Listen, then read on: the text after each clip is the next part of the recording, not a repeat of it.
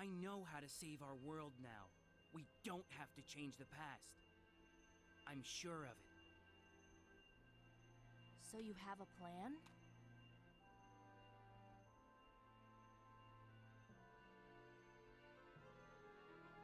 Well then let's hurry. I sense his flames.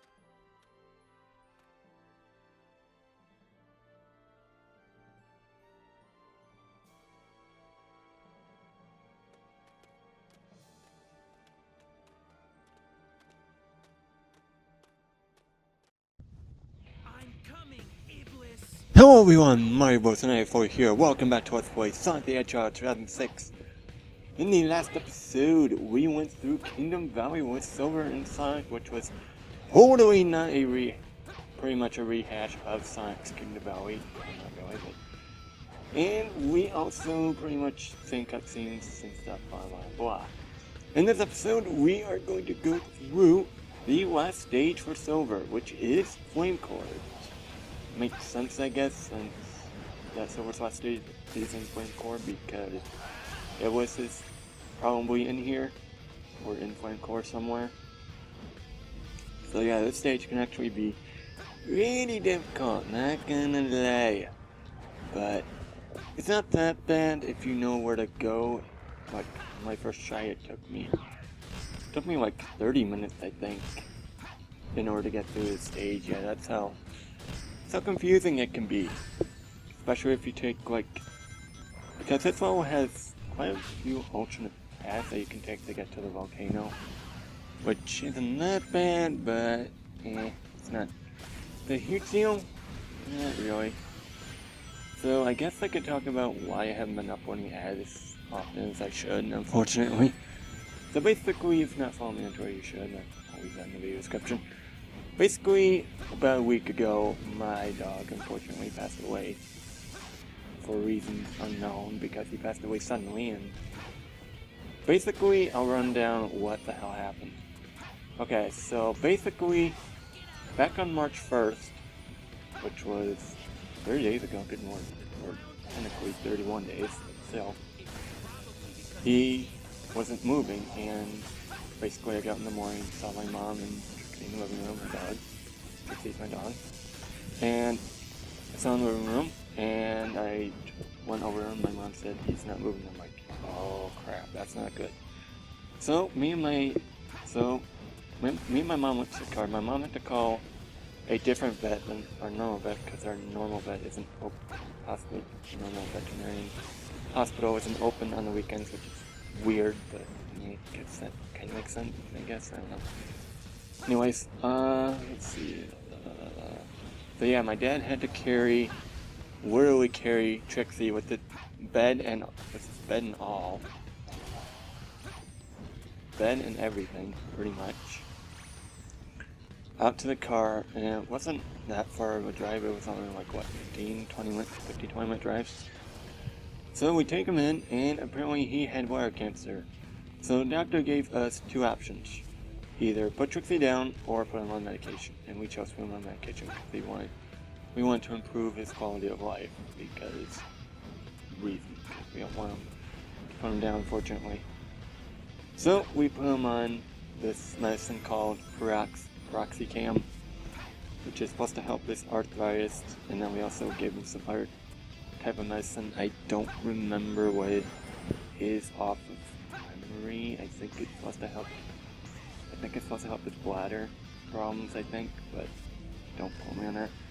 But I put him on that, and then basically when I got home on March 23rd, I believe, yeah, the 23rd. Basically, I see him laying down, and my first thought is that I thought he was going to take a nap. So, okay, I'll leave him alone. So my mom gets home, and she checks on him, and she calls his name, Trixie! Trixie! And I'm like, that's weird, why isn't he standing up? So my mom was on the phone, and then she's like, I don't think Trixie's up, and I'm like, god damn it. So apparently Trixie must have, like, died, apparently, because he hasn't didn't eat anything for like 2 or 3 days. So at that point, we were like, yeah, he's not gonna live longer, unfortunately. So that happened, unfortunately. So I had to take to the doctor, to his normal vet, and we had to get him cremated. And me and my mom were supposed to get his ashes back today, but actually the doctor had already, I believe, yesterday or Monday, I don't remember what my mom said, but yeah. Anyways, yeah. Oh, hold on, rocks. That was weird. Trying to remember my train of thought. What do you think? Yeah, I was supposed to get his ashes back today, and unfortunately my mom has to work late again. Which is not a huge surprise, because normally she works late on Wednesdays. That's besides the point. Enough about that. So yeah, Trixie's dead. It felt really weird.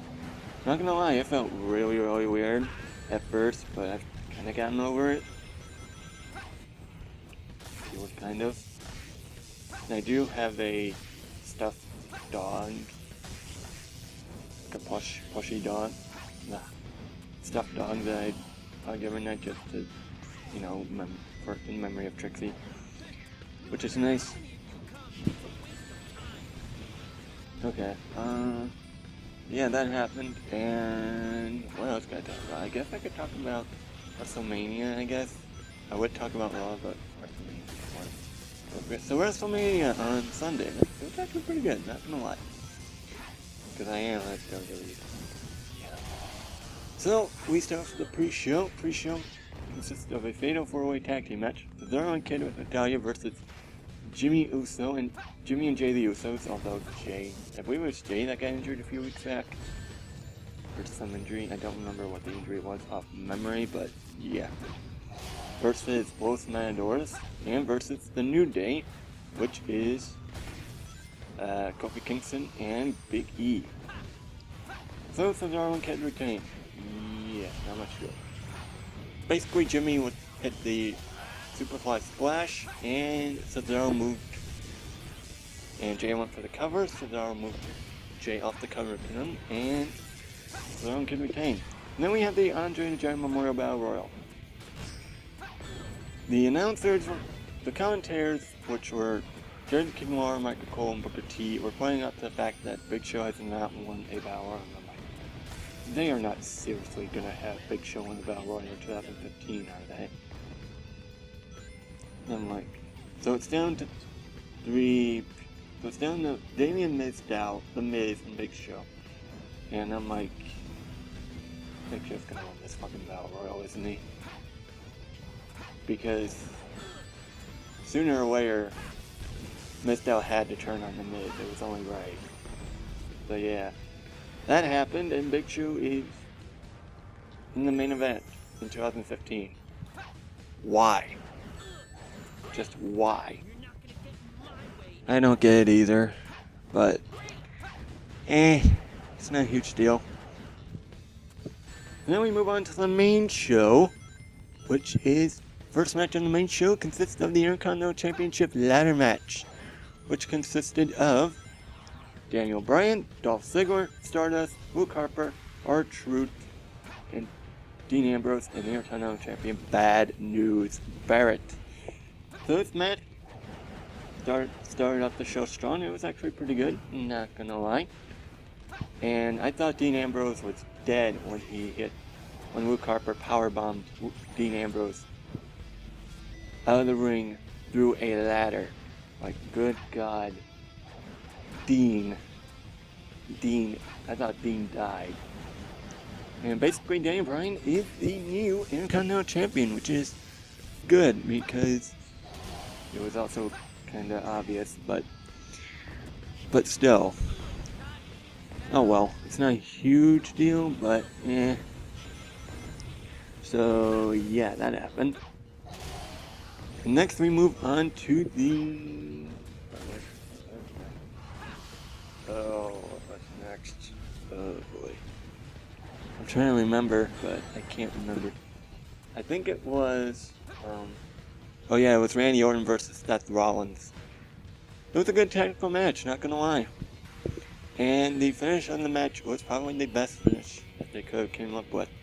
So basically Seth Rollins off to the card stop, and as Seth Rollins was going to stop on Randy Orton's head, Randy Orton basically lifted Seth Rollins into like 11 to 12 feet in the fucking air and delivered an RKO. Holy crap, that was amazing, I'm not gonna lie. That's probably the best out of nowhere RKO that they've done so far. Not gonna lie. Holy crap, that was actually amazing. Next we move on to Sting and Triple H. Very early in the show actually. I'm very kind of surprised that they actually did it this early. So basically Sting got, for his entrance, he got Asian drummers. Apparently. I don't know, but oh well, it's nice. It's actually a pretty good entrance, not gonna lie. It was weird that they were still playing it when Sting came out, which is weird, but oh well, it's not a huge deal. And then we had Triple H's entrance. My lord, Triple H's entrance was godlike. It was amazing. So basically, Triple H got a Terminator-like entrance, and Arnold Schwarzenegger said, "It's time to play the game." Yeah, I can't do a very good Arnold Schwarzenegger impression, but hey, it was actually pretty good. So basically, this match was basically a nostalgia trip. So yeah, that happened. And it's basically DX came out, which was X. I'm surprised Xbox died with DX instead of NWO. Spoilers. So DX came out, which consists of the Road Dogg, consists of New Age Outlaws, Road Dogg, Jesse James, and Badass Billy Gunn, and X-Pac. And basically they helped their boy Triple H. Their boy. And then, from out of nowhere, NWO comes out as Triple H was gonna hit a pedigree. And pretty much, when Sting was gonna go for Scorpion Death Drop, out of nowhere, Shawn Michaels comes in and super kicks the holy hell out of Sting. And I'm like, where did he come from? Holy crap. But then Triple H was gonna go for the sledgehammer. The sledgehammer breaks due to hitting the base. Due to Sting using his baseball bat to hit the sledgehammer for some reason. I don't know. I don't know how the hell that works, but logic. But yeah. So yeah, fourth match we have trying to remember what else. I believe it was the Divas. I think it was the Divas tag team match, yeah. Okay, so the Divas tag team match consists of AJ Lee and Paige versus the Bella Twins, Nikki and Brie. And AJ Lee won. AJ Lee and Paige won, or AJ Lee, because Paige didn't do very much in this match. Unfortunately, but yeah. And yeah, Paige made Nikki tap out to the Black Widow. So yeah, that happened. And next we had Undertaker versus Bray Wyatt. And can I say this? Undertaker looked a hell of a lot better this year than he did last year, because last year's match was Brock Lesnar. Oh boy, that was something. I'm not gonna lie, that was something. Oh yeah. And basically Undertaker is 22-1. So it kind of looked like Bray Wyatt to win, but beggars can't be choosers, I guess. Oh well. I think last year's one was basically just for shock value, I guess. I don't know. So yeah, after that, we got the main event, which consisted of Roman Reigns versus the Beast Incarnate Brock Lesnar for the WWE. Oh yeah, Cena versus Rusev happened. Never mind, I'll do Rusev and Cena, and then yeah. So basically, Rusev and Cena. Rusev's entrance. Holy actual crap, Rusev's entrance was actually pretty amazing.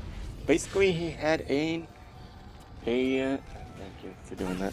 He basically had came out in the freaking tank, and he also had the Russian army came out, and he had the national anthem playing during his entrance, which is actually really, really nice. I'm not gonna lie. And then Cena got the basic entrance pretty much. And Cena won by AA. 1 AA. Just let that sink in. And Lana tried to interfere, and Rusev accidentally knocked her off. So Cena wins the United States Championship, and yeah, that happened. Anyways, let's move on to the main event, which was Roman Reigns versus the Beast Incarnate Brock Lesnar. Both their entrances got pyro, although Brock Lesnar's got a hell of a lot more pyro. And Brock Lesnar should have F5'd the pyrotechnics person, because his stage pyro got delayed by, I think, a minute or two. And yeah, basically Brock Lesnar got busted open pretty damn badly. So yeah, that happened. And basically Roman Reigns hit Superman punch and a spear. And Brock Lesnar immediately goes to ropes, that way you can't cover him. And yeah. And basically Brock Lesnar hit 4 F5s. He hit the 4th F5. Lesnar didn't go for the cover, and Seth Rollins' music hit to a pretty big pop. And then Seth Rollins catches him in Money in the Bank. He pushes Roman Reigns out of the ring, hits a current stop on Lesnar. He was going to go for a second current stop, but Lesnar catches Rollins midair, goes for the F5. Reigns hits the spear, and Rollins capitalizes with a curb stomp for the 3 count. And Seth Rollins is your new WWE World Heavyweight Champion. So it was actually a pretty good WrestleMania. That's probably the best ending that they could have done. My grading on it, I give it a 9 out of 10. It was actually pretty good. I'm not gonna lie. It was probably one of the best WrestleManias of the past year. Or past years. Sorry. So, that was WrestleMania. I don't think there's anything else I can say at the moment. Or anything else I can think of. And what did I get my score? I just completely no-sell flame core. Yeah, that happened. I got a B. That's actually pretty nice.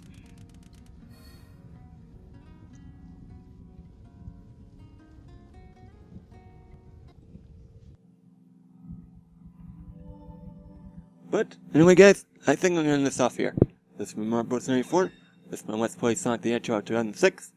I will see you guys next time for when we will do the final boss for Silver's story, which is Iblisis Phase 2. If you guys enjoyed, I'll see you guys next time. Goodbye!